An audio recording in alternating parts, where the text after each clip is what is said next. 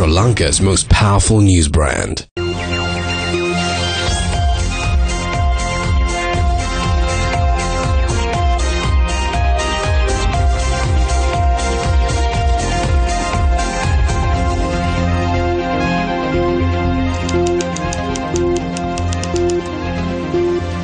Hello there, very good evening to you. Welcome to Primetime News. We are coming to you live and direct from the Newsfirst studio here in Colombo. I'm Stephanie Lazarus.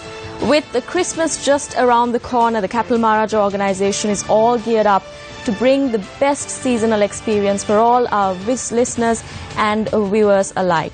With that in mind, we have two of our Christmas zones, one in Braybrook Place and the other in Echelon Square, featured on tonight's news. But first, a look at the headlines. Accepting nominations for local government polls conclude. Several nomination lists rejected. Sirasa Christmas zone begins. Pilots Guild says SriLankan Airlines administrators not up for the task of restructuring. The Sirasa Christmas zone was declared open this evening and will remain open throughout tomorrow and the day after. The Christmas zone was officially launched under the auspices of the Archbishop of Colombo, His Eminence Malcolm Cardinal Ranjit.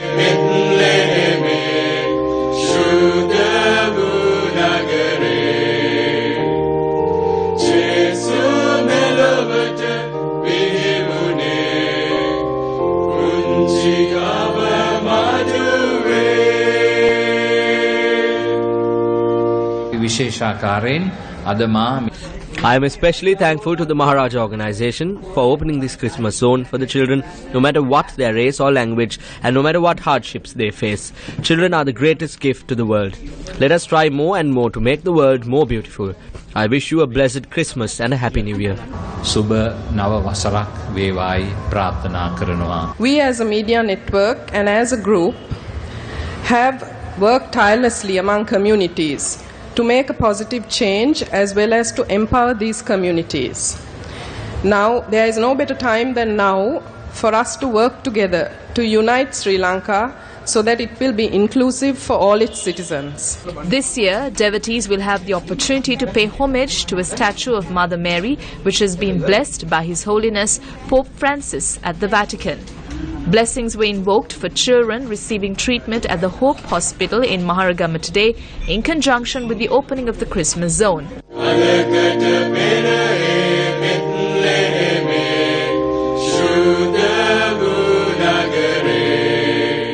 Other activities children can participate in and enjoy include Christmas carols, musical concerts and magic shows.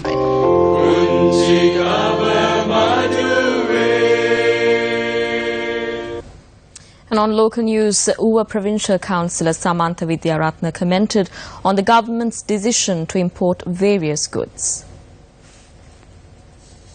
Tea was the country's leading export. The tea industry in our area is no more. In second place was coconut, and now we are at a point where we are preparing to import coconuts. We were called the granary of the East. Now we no longer have any rice. They're planning on importing this as well. If they import coconuts, rice and vegetables from overseas, then it's better if we import our ministers as well.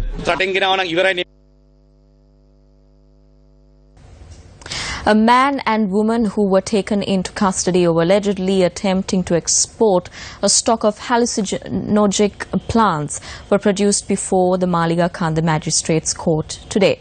The police say that the duo have been remanded until the 26th of this month. The 542 kilogram stock of hallucinogenic plants had been brought into the country via air cargo from Zambia. It was to be re-exported to America and Britain labelled as green tea. The plants had been packaged inside a building on Nagalam Street in Colombo, which was operating under the guise of being a printing press. The police raided the location yesterday and arrested the man and woman who were packaging the plants. The 31-year-old man is a resident of Kalaniya, while his accomplice is an 18-year-old girl from Vallampitiya. Prime Minister Ranil Wickremesinghe announced today that a new flyover road which connects Colombo Fort to the Kalaniya Bridge will be constructed. The Prime Minister made this statement during an inspection tour of the Rajagiriya flyover. The Prime Minister met with the engineers and other officials involved in the construction of the flyover.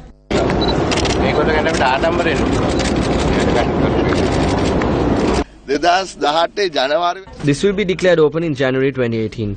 This is the longest flyover in Sri Lankan history. This is 0.5 kilometers in length and has been built with an S-curve. Over 100,000 vehicles face an issue at this location.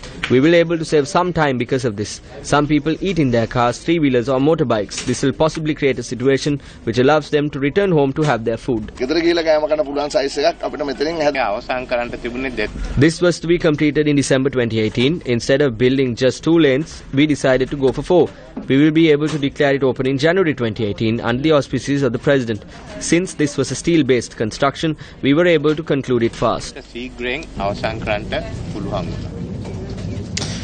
Truly commendable that the construction of the Rajagiriya flyover was completed that fast. A few years ago, the University of Moratuwa carried out a study in which they predicted that come 2020, all things remaining constant as they were back then, average speed in Colombo would decline to 6 kilometers per hour, 6 or 5 kilometers per hour. So, the Rajagiriya flyover, is it a solution to that problem? Will it achieve its intended purpose of easing traffic congestion along this road? This is the Rajagiriya flyover that we have today. It's an emendation of the original plan, which was to run from just beyond the Buthgama Road to beyond the Sarna Road junctions. There was a reason for this. It was to prevent bottlenecks being created at these 2 locations and on the exits now at the of the flyover that we have in place currently. So is there a risk that this flyover will create fresh bottlenecks, adding to the traffic congestion? Alternate proposals had been put forward as well. Alternatives to this, what we have today, have been discussed. One was, of course, to have the flyover running from the Kota Road onto Navala Road instead, which would have cleared the path for an uninterrupted flow of traffic coming from Battaramulla towards Colombo. That has not been the case. So, why was the Rajagiriya flyover shortened? Was it political expediency? Was it because an election is around the corner and there needs to be a grand and shiny new object to show off to the people ahead of an election? That seems to be the case generally when it comes to Sri Lanka. How much did this flyover cost? True, it was done with steel instead of concrete, which enabled the construction to be faster. But I'd like to talk about the cost of this flyover for a second. As was mentioned earlier, it's about half a kilometer, just over half a kilometer actually, 533 meters. That 533 meters cost 4.5 billion rupees. If you break that down, if you divide it, that's an average cost of about 8.44 million rupees per meter. Value for money? Does it achieve its intended purpose? Will this flyover truly ease traffic congestion in the Rajagiriya area? We spoke to Professor Kumarage of the University of Moratuwa. He's an expert in transport and logistics. This is what he had to say.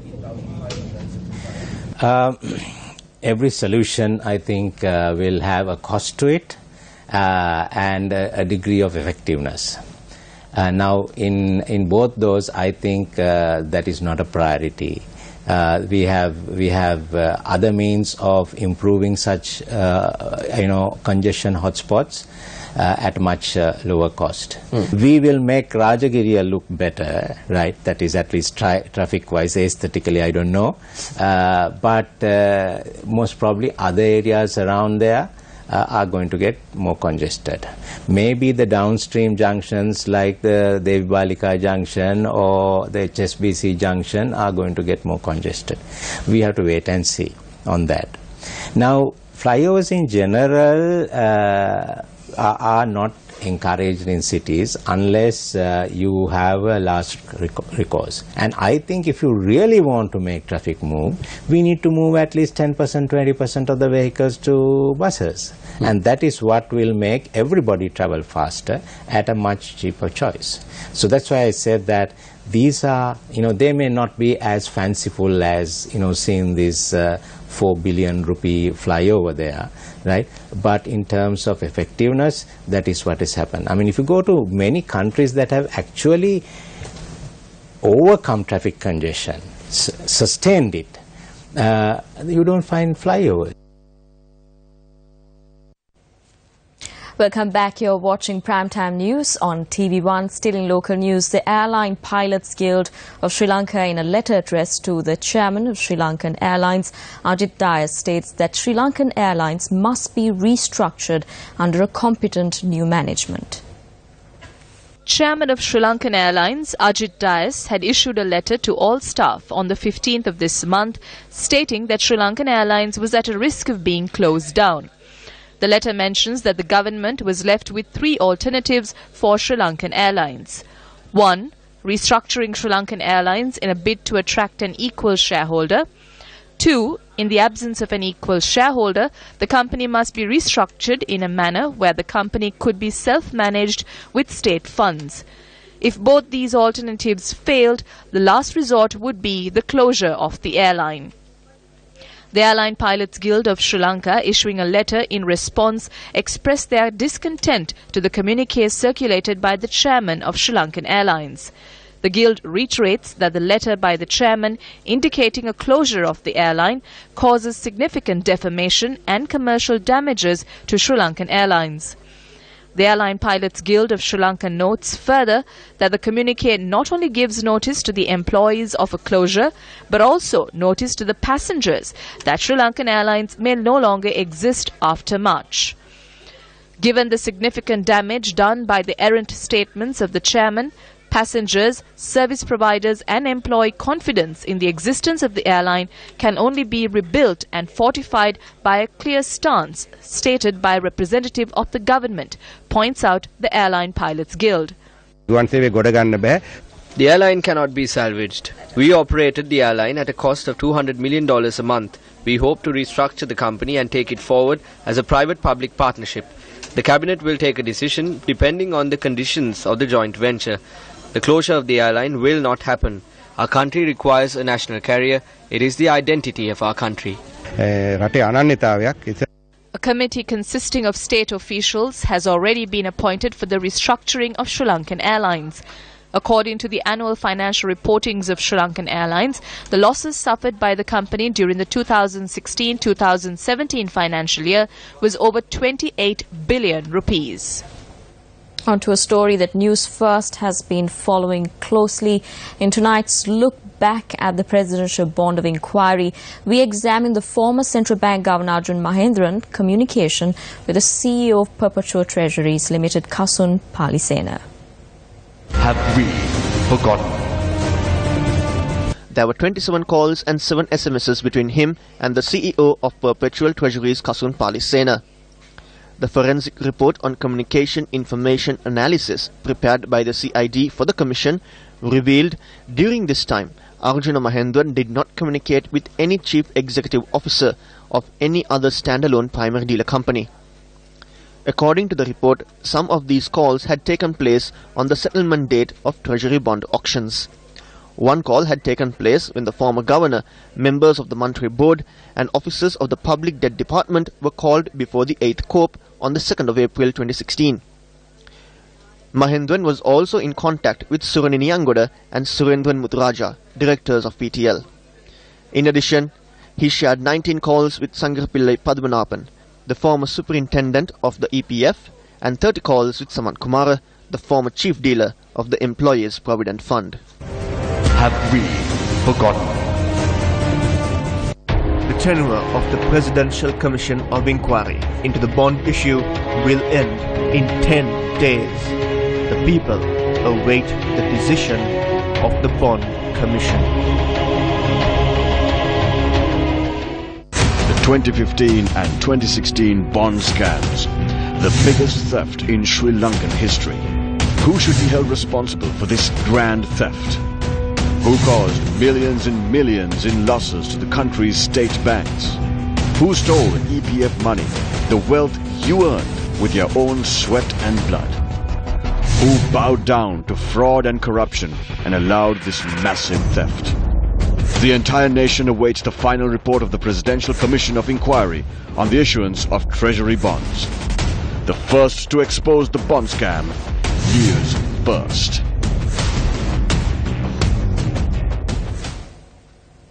The 21st Representative Conference of the All Ceylon Port Employees Union was held today, and JVP MP Sunil Handunethi had this to say. We all know the infamous bond scam Ranil Wickramasinghe, or Mr. Clean, was directly involved in. The Bond Commission brought to light the fact that Aloysius' company made an annual profit of 5.31 billion rupees. 70% of the Pradeshia Sabhas and municipal councils in our country don't even have a revenue of 10 million.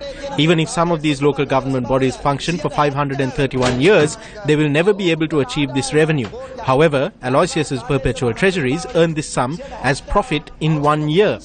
So we ask, what will happen to the country if we continue to let them control power?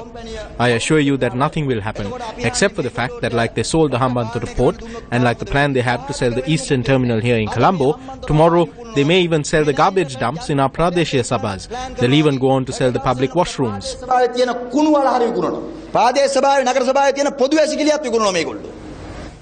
Time now for a short commercial break.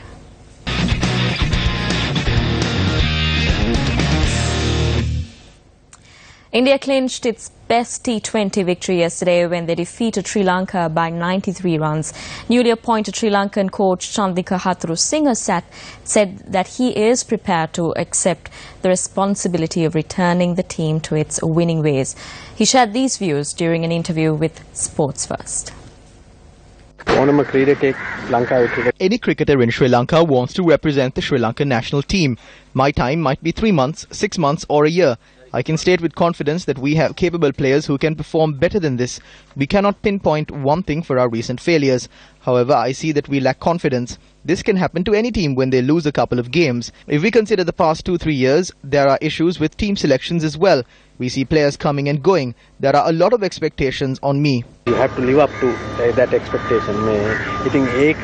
I accept this as a challenge. Sri Lanka කණ්ඩායම ඉස්ලාම් වෙනස් කරන්නේ මොකද්ද අද ඉඳලා?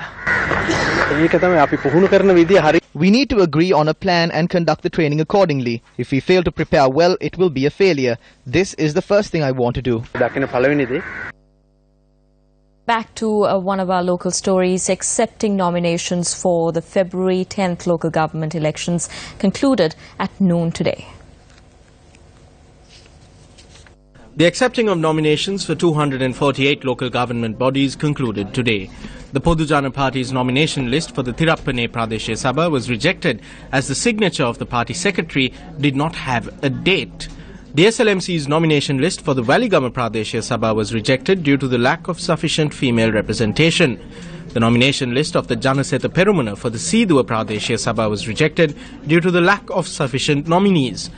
Nomination lists of the National People's Party for the Colombo Municipal Council and United Socialist Party's list for the Kotte Municipal Council were also rejected today. The United National Freedom Front's nomination list for the Buttala Pradeshia Sabha was also rejected today. The nomination list of the Democratic People's Movement for the Ratgama Pradeshia Sabha has been rejected. The Janaseta Perumuna's nomination list for the Walikanda Pradeshia Sabha in Polunnaruwa was rejected due to the lack of sufficient female representation. The UPFA and Muslim National Party failed to submit nominations for the Bandarawala Pradeshia Sabha, even though they had earlier placed the deposits for nominations. Ahead of the local government elections, as always, the impending election for the Colombo Municipal Council received special attention. Nominations for the Colombo Municipal Council were accepted at the new town hall in Colombo today. The United National Party submitted its nominations list, including former MP Rosie Senanayaka.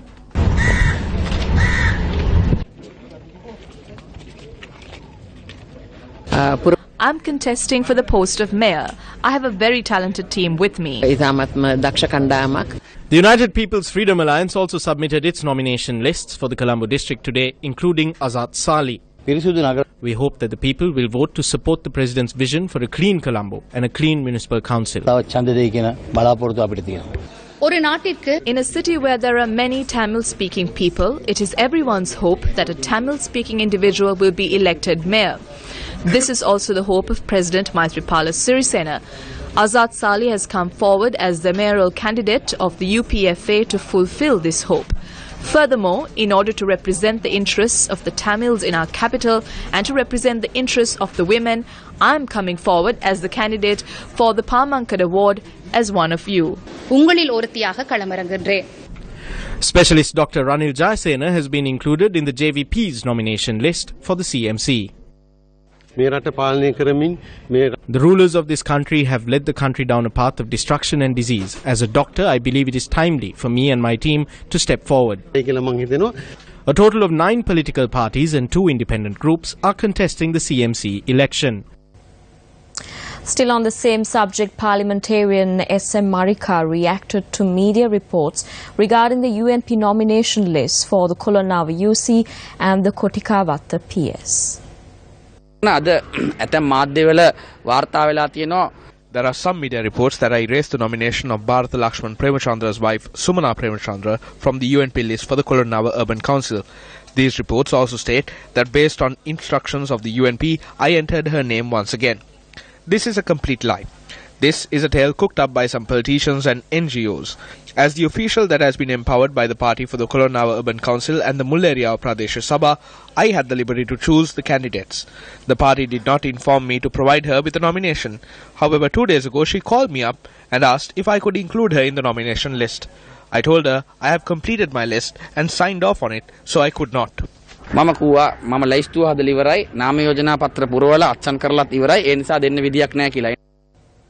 Let's now head into a short commercial break.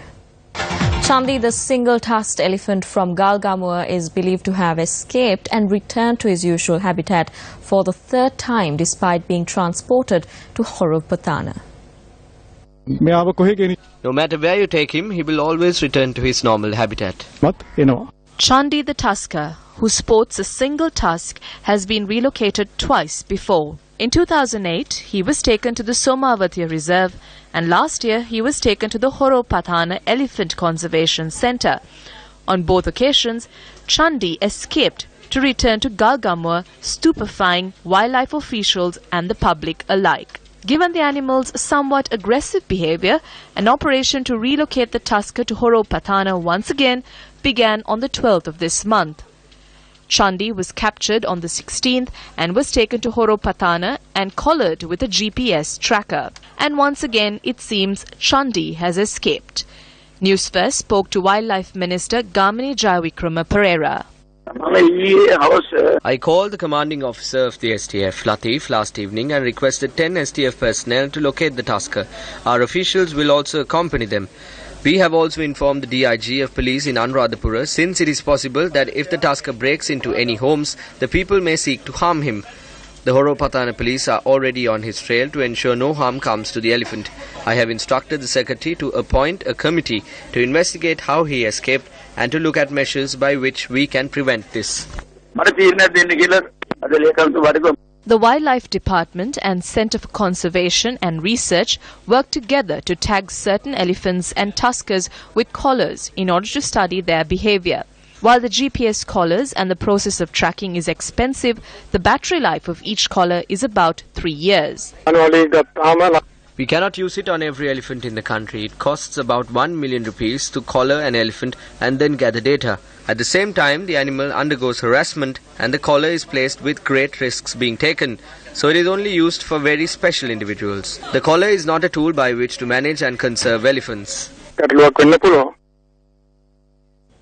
But with Christmas just around the corner, the Capital Maharaja organization has worked around the clock to bring the best seasonal experience to our viewers and our listeners alike across the country. Well, with this in mind, News First is celebrating this Christmas in a grand fashion. Let's check in on the festivities at both the Echelon Square, where Sirasa Fonseca will be joining us, and our Newsfirst Braybrook Place complex here where Charlotte Benedict will be joining us and to give us the Christmas Centre update.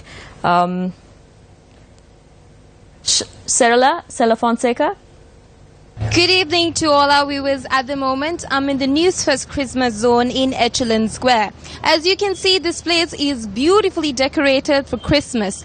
But decorations are not it. If you ever dreamt of being on TV or the next voice for radio, here's an opportunity for you all to come drop by to Echelon Square and to get your voice test and screen test tested.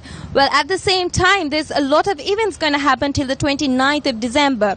A lot of carols will be sung, and you get an opportunity of seeing how work in Newsfirst TV and radio is done. So we're going to be here till the 29th. So this is an open invitation for everyone to come join us and make this Christmas a memorable one.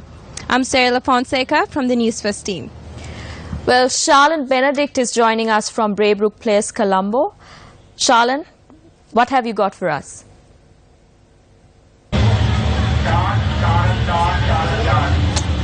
So with only 4 more days left for the dawn of Christmas, the Christmas celebrations here in the country are reaching its peak. And we here at the Sirasa Christmas Zone are ready to provide you with nothing but the very best in Christmas celebrations. And now we've got carol services lined up for you here at the Sirasa Christmas Zone all throughout the evening. We've got magic shows, we've got a special kids area lined up here, and also we've got a special snow zone just for your entertainment. So what are you waiting for? Head on right down to the Sirasa Christmas Zone and have yourselves a merry, merry little Christmas.